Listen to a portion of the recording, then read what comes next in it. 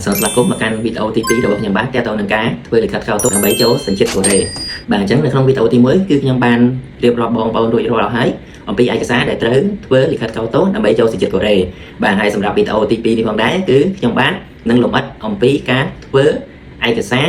លិខិតខោទុកវិញម្ដងបាទអញ្ចឹងសម្រាប់ការធ្វើលិខិតខោទុកនេះគឺបងប្អូនត្រូវទៅ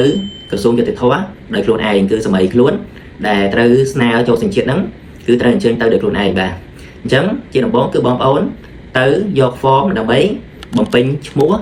ថ្ងៃខែឆ្នាំកំណើតមុខរបរអាស័យដ្ឋាននៅកូរ៉េឈ្មោះប្តីហើយនឹង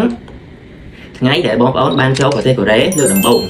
បាទគឺថ្ងៃដែលបងប្អូនទៅដល់ទឹកដីកូរ៉េដំបូងបាទហើយអញ្ចឹងមានបងប្អូនមួយចំនួនគាត់តែងទៅសួរខ្ញុំគាត់សួរថាបងខ្ញុំទៅកូរ៉េ10ឆ្នាំជាងអីចឹងហើយគាត់ភ្លេចថ្ងៃខែអស់ហើយអញ្ចឹងគាត់ចាំអីធ្វើមិនទៅ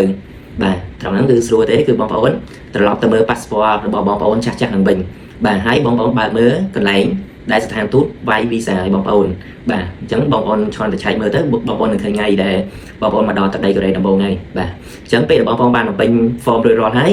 គឺបងប្អូនកុំភ្លេចបាត់រូបថត 4x6 មួយសន្លឹកផងបាទហើយបន្តមកគឺបងប្អូនដាក់ពាក្យស្នើរងចាំថ្ងៃដែលខាងក្រសួងហៅមកយកលិខិតកោតោបាទអញ្ចឹងបន្ទាប់ពីបានទទួលលិខិតកោតោហើយយើងត្រូវធ្វើម៉េចទៀតបាទបន្ទាប់ពីបានលិខិតកោតោហើយគឺយើងត្រូវយកលិខិតកោតោនោះចូលទៅក្រសួងការបរទេសបាទកន្លែងហ្នឹងខ្ញុំបញ្ជាក់ម្ដងទៀតគឺត្រូវតែដាច់ខាតទៅក្រសួងការបរទេសដើម្បីធ្វើការបកប្រែលិខិតកោតោបាទអត់អាចបកប្រែនៅខាងក្រសួងអីផ្សេងឬក៏ទៅបកប្រែនៅក្រុមហ៊ុនឯកជនអីផ្សេងគឺអត់បានទេបាទគឺចាំបាច់ត្រូវតែមានត្រាក្រសួងការបរទេសដើម្បីយកចូលស្ថានទូតកូរ៉េបាទបើសិនជាអត់មានត្រាក្រសួងការបរទេសទេគឺ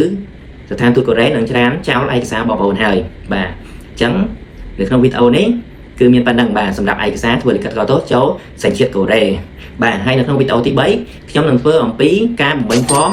ហើយ